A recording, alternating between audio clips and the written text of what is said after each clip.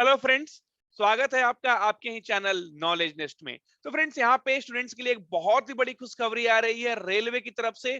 तो रेलवे ने स्टूडेंट्स के सारे डिमांड को ऑलमोस्ट मान लिया है, जिसमें कि कुछ डिमांड्स थे लाइक 20 गुना रिजल्ट आना चाहिए, तो 20 गुना unique candidate will be shortlisted, तो 20 गुना रिजल्ट यहाँ पे आया हुआ है। तो फ्रेंड्स, खान सर ने जो लड़ाई स्टार्ट की थी 1 महीने पहले, आप उनके चैनल पे जाके देख सकते हैं।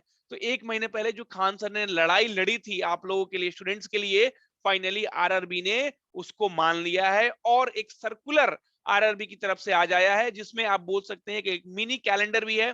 तो चाहे वो एग्जाम जो हो, वो ग्रुप डी का हो, ग्रुप सी का हो, ओके, सो सारे ग्रुप्स के लिए एक मिनी कैलेंडर भी आया हुआ है कि एग्जाम्स कब होगा, कैसे होगा। तो each and every details friends मैं आपको यहाँ पे बताने वाला हूँ, लेकिन उसके पहले खान सर को बहुत बहुत धन्यवाद, जिन्होंने अकेले इस लड़ाई को स्टार्ट किया था और आरआरबी को मजबूर होके सारे पॉइंट्स को मानना पड़ा और यहाँ पे ये रहा उनका नोटिफिकेशन आपके सामने। तो देखते हैं ministry of railway in terms of order number. तो देखिए ये सब दिया हुआ है, इसका कुछ यूज नहीं है यहाँ पे कि ऑर्डर नंबर क्या है। Okay, dated has constituted a committee to examine. तो बेसिकली एक कमिटी का एग्जामिन हुआ था, जो ये सारे, जब खान सर की तरफ से ये चीजें स्टार्ट हुई थी, जब लड़ाई स्टार्ट हुई थी, तो काफी सारा प्रोटेस्ट हुआ था स्टूडेंट्स को लेकर। स्टूडेंट ने प्रोटेस्ट किया था और करना जायज भी था, राइट। एंड उसी के बेसिस पे डेफिनेटली ये सारी चीजें में चेंजिंग हुई। अगर ये चीज सही नहीं रहता तो ये चेंजेस नहीं होता, लेकिन ये चीजें है क्या, अब उन सब चीजों को हम लोग देखते हैं। ओके, तो यहाँ तक आपका कोई मतलब नहीं बनता है, और ये लिंक मैं आपको डिस्क्रिप्शन में दे दूंगा ताकि आप इस पीडीएफ को डाउनलोड करके और खुद भी देख सकते हैं। Okay, now, so 20 times unique candidate will be shortlisted with pay level wise for second stage computer based test. Okay, तब यहाँ पे ये कहा गया है कि 20 गुना जो कैंडिडेट्स हैं और यूनिक कैंडिडेट्स, ऐसा नहीं कि सेम कैंडिडेट जो है वो तो दो जॉब रोल्स के लिए नहीं। सो 20 गुना कैंडिडेट जो है डिफरेंट डिफरेंट जॉब रोल्स के लिए शॉर्ट लिस्टेड होंगे। मतलब ये जो 20 गुना कैंडिडेट्स है, ऑलमोस्ट आप बोल सकते हैं कि 7 लाख बच्चे। ओके, सो ऑलमोस्ट 7 लाख बच्चे जो हैं, और वो सभी डिफरेंट डिफरेंट बच्चे हैं, सेम बच्चे नहीं है 2-3 पोस्ट के लिए। सो सभी क्या है, डिफरेंट डिफरेंट बच्चे will be shortlisted with pay level wise. So यहाँ पे क्या होगा, पे लेवल वाइज होगा for second stage computer based test. Okay, the candidates already announced qualified will continue to remain qualified. अब देखिए, रेलवे ने जब रिजल्ट निकाला था अभी कुछ दिन पहले, तो उसमें जो भी बच्चे क्वालिफाइड थे वो क्वालिफाइड ही रहेंगे। ऐसा नहीं कि वो सीबीटी 2 के लिए क्वालिफाइड नहीं होंगे, फिर से रिजल्ट आने वाला नहीं। जिन लोगों को पहले रेलवे ने क्वालिफाइड घोषित कर दिया है वो क्वालिफाइड ही रहेंगे। The list of additional candidate getting short listed will be notified at each pay level. अब देखिए क्या होगा कि जो भी एडिशनल बच्चे जो शॉर्टलिस्ट होने जा रहे हैं, क्योंकि 20 गुना होंगे, राइट। सो 20 गुना जो बच्चे होंगे, तो जो ऑलरेडी क्वालिफाइड है और जो रिमेनिंग बच्चे बच रहे हैं, उनका भी नोटिफिकेशन पे लेवल के बेसिस पे तुरंत ही आएगा। RRB wise second stage CBT for each pay level with all candidates of one RRB accommodated in a single shift will should eliminate normalisation. अब देखिए, ये लोग क्या है, नॉर्मलाइजेशन को हटाना चाहते हैं, राइट। सो जब नॉर्मलाइजेशन को हटाना चाहते हैं, तो अभी कभी क्या होता है कि एग्जाम का क्वेश्चन टफ आ गया, कभी एग्जामिनेशन का क्वेश्चन इजी आ गया, तो इस तरह का काफी सारा प्रॉब्लम डेफिनेटली रेलवे को भी फेस करना पड़ता है, राइट। कभी क्वेश्चंस का पैटर्न बच्चों को पता चल जाता है। तो यहाँ पे क्या है कि सिंगल शिफ्ट में ही ये लोग सेकंड स्टेज सीबीटी का जो है, मतलब कंप्यूटर बेस्ड टेस्ट है, जो सेकंड स्टेज इसका होगा, उसको ये लोग सिंगल शिफ्ट में ही लेने का सोच रहे हैं। ओके, अगर single shift is not possible because of capacity constraint or otherwise percentile based normalization will be done। अगर किसी रीजन से सिंगल शिफ्ट अगर पॉसिबल नहीं हो पाता है, तो वहां पे क्या है कि आपको परसेंटाइल बेस्ड नॉर्मलाइजेशन किया जाएगा। उसके चक्कर में आप ना पड़े, अभी तो आप एग्जाम की तैयारी करें, एग्जामिनेशन को दे, फिर हम लोग देखेंगे कि क्या होता है। Okay, now, CEN RRC 01 will be a single stage exam, there will be no second stage CBT। मतलब इन लोगों ने क्लियरली बोल दिया है कि ग्रुप डे के लिए जो है सिंगल एग्जाम होगा, ग्रुप डी के लिए दो एग्जाम्स नहीं होंगे। Okay, now, RRC wise CBT will be held for level 1 also।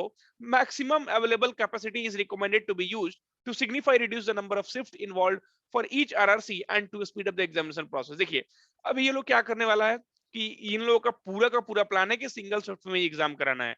जब सिंगल शिफ्ट में एग्जाम होगा, तो ये नॉर्मलाइजेशन का भी प्रॉब्लम खत्म हो जाएगा, और दूसरा क्या होगा, एग्जामिनेशन आपका वेरी फास्ट होगा। मतलब आपको डिफरेंट डिफरेंट डेट्स में नहीं जाना पड़ेगा, तो एग्जामिनेशन आपका फास्ट होगा, रिजल्ट भी आपको बहुत ही जल्दी आएगा।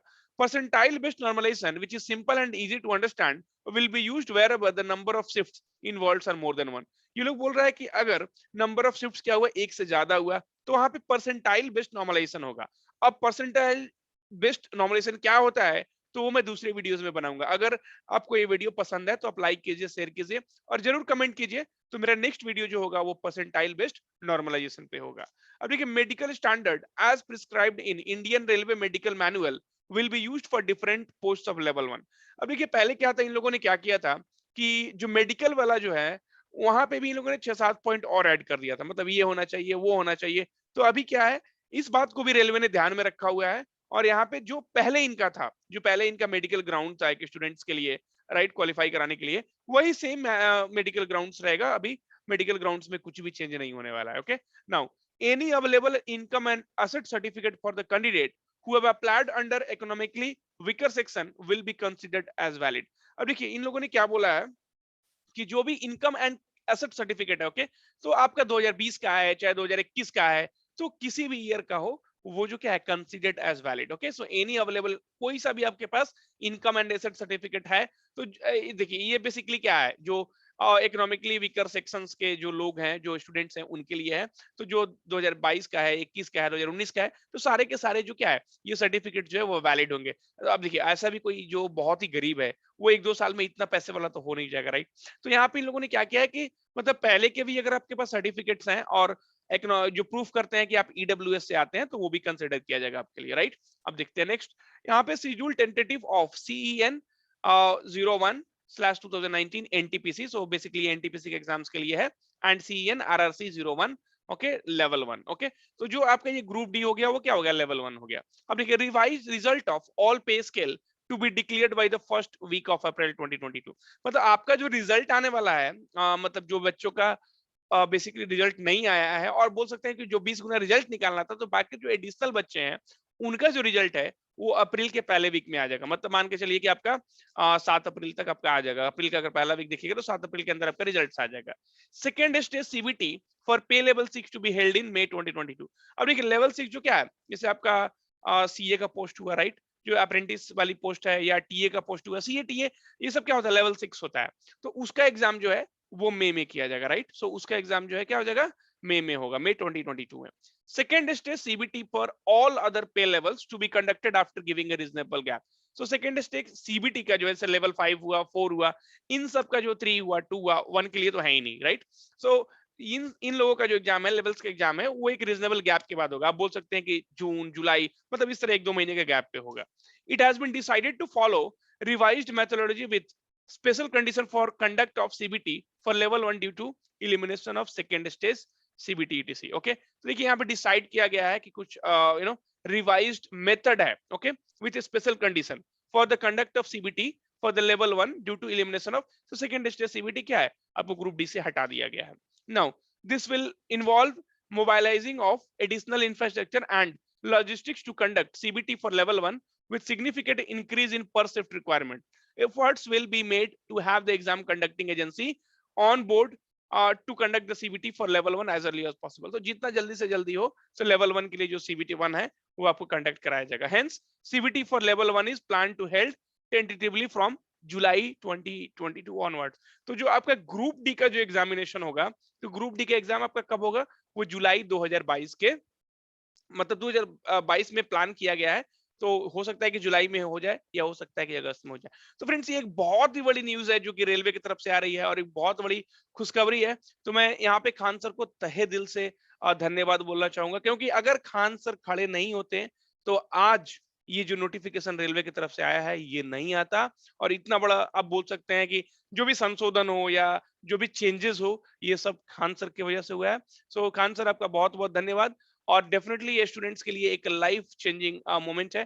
फ्रेंड्स, तो अगर आप लोगों ने अभी तक इस चैनल को सब्सक्राइब नहीं किया, आप लोग चैनल को सब्सक्राइब कर लीजिए, कमेंट कीजिए, ताकि मैं नेक्स्ट वीडियो जो है वो परसेंटाइल और नॉर्मलाइजेशन पे बना के आपके लिए लेकर आऊं मैं, राइट। तो यहाँ पे परसेंटाइल पे जो नॉर्मलाइजेशन है, उसके ऊपर मैं एक वीडियो बना के लाऊंगा आपके लिए, ताकि चीजों का क्लैरिटी मिले आपको, और हर एक न्यूज आपको समय पर मिलता रहे। तो आपका बहुत बहुत धन्यवाद इस वीडियो को देखने के लिए। तो लाइक सब्सक्राइब करना ना भूलें, और दोस्तों के साथ शेयर भी करें। धन्यवाद।